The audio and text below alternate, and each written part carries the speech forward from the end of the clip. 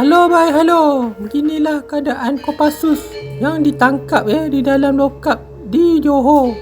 Pada masa ini, Sukarno menangis kerana 1,000 lebih askar Indonesia ditangkap di Johor. Ini bersamaan dengan keburukan dan juga kebodohan mereka. Terkejut wakil Endon tengok askar Endon pakai celana ya. Mereka dibiarkan dengan pakaian yang mereka pakai masa perang. Beginilah askar Endon celana. Indonesia daripada tahun 80-an ke tahun 2020, mereka pada masa dulu mempunyai sejarah membantai sultan-sultan di Sumatera dan juga di Kalimantan. Ini adalah Yutibu Anton. Mereka ini banyaknya orang Jawa ya. Mereka ini kejawen. Mereka ini juga murtad. Mereka juga menghina Melayu. Pada zaman itu, orang Jawa dan Indonesia telah menghapuskan Kesultanan Melayu di Indonesia daripada anak kepada bapa. Penghapusan Kesultanan Melayu di Indonesia dibuat oleh geng Jawa yang menggunakan pakai bahasa Melayu dan menggunakan pakai nama Indonesia. Penghapusan Kesultanan Melayu di Sumatera, di Kalimantan, Borneo, Makassar, Bugis semuanya bermula daripada 3 Mac 1946. Penghapusan ini dilakukan oleh orang yang berbahasa Melayu, orang Indonesia, itu orang Jawa. Penghambunan etnik ini sama dengan pembunuhan Holocaust di negara Jerman.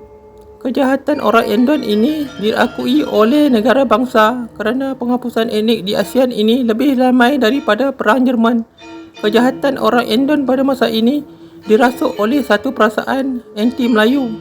Sungai Anak Perjuangan Harimau Merah G30 menghapuskan kerajaan-kerajaan Melayu agar orang Jawa boleh berkuasa.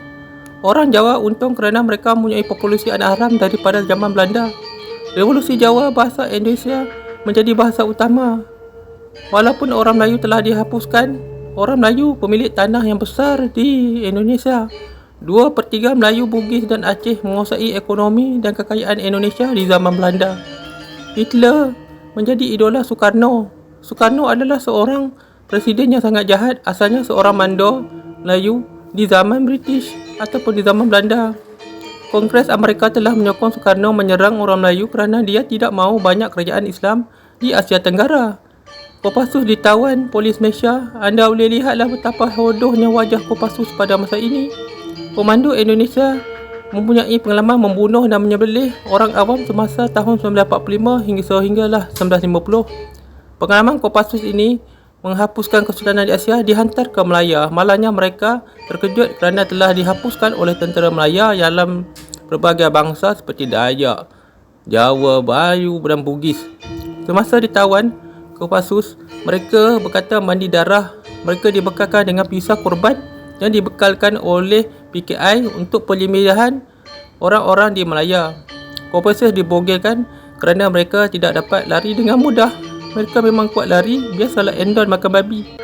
Pada masa ini, Sukarno semakin tertunda kekuatannya. Sukarno yakin Indonesia dapat menjadikan Melaya sebuah negara seperti Sumatera di bawah kekuasaan Indonesia.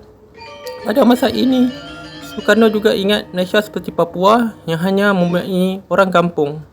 Komunis Indonesia mahu mentadbirkan Melaya diberikan kepada seorang komunis Cina iaitu Chimpeng dan Gubernur Jawa. Pada masa ini, penjara Johor penuh dengan tawanan Endon, hampir 1,000 lebih orang. Mereka berbogel dan meminta berbagai bahagian makanan seperti nasi ayam. Kerajaan Johor sangat susah hati kerana kebanjiran pendatang haram seperti Kopassus ini membuatkan orang Johor merasa tidak selamat. Penjara Johor penuh dengan orang Endon dan mereka juga meliwat antara satu sama lain kerana pada masa ini mereka amat rindu kepada famili mereka di kampung. Mereka juga meliwat seekor beruk di dalam penjara di Johor ini. Inilah Kopassus dengan celana. Wakil Indonesia terkejut dan sangat malu dengan sifat orang Indonesia di negara orang. Mereka memang tak malu dan mereka bergaduh. Mereka juga minta nasi ditambah daripada 2 pukal kepada 3 pukal. Dan polis Malaysia telah memberikan makanan tambahan seperti kurma kepada tahanan Endon ini yang jahat. Mereka ini semuanya pakar-pakar menyembelih lembu. Terletak Kopassus Endon ini yang cakap besar semasa di dalam lokap. Mereka mengatakan Indonesia sangat kuat. Walau bagaimanapun mereka ditangkap oleh askar Malaysia dan juga polis. Dengan polis pun mereka tak boleh lepas. Mereka mahu berjumpa askar. Masalah homoseksual di kalangan Kopassus juga sangat teruk di penjara di Johor. Mereka minta rokok, dangdut dan juga wanita. Katanya rindu sama isteri di kampung. Begitulah keadaannya orang Endon. Sehingga sekarang kita boleh lihat Kopassus diletakkan di dalam lokap di Johor dan memalukan Soekarno dan pasukan Komunis Indonesia. Semuanya ditanggung oleh kerajaan Malaysia. Walaupun kerajaan Malaysia tak suka sama mereka, tapi kita kena tanggung mereka makan. Kerana majoriti mereka orang Jawa Barat dan juga ramai orang Cina Singkawang yang pro-komunis. Beginilah nasib keadaan orang Indonesia yang ditawan, contohnya Kopassus.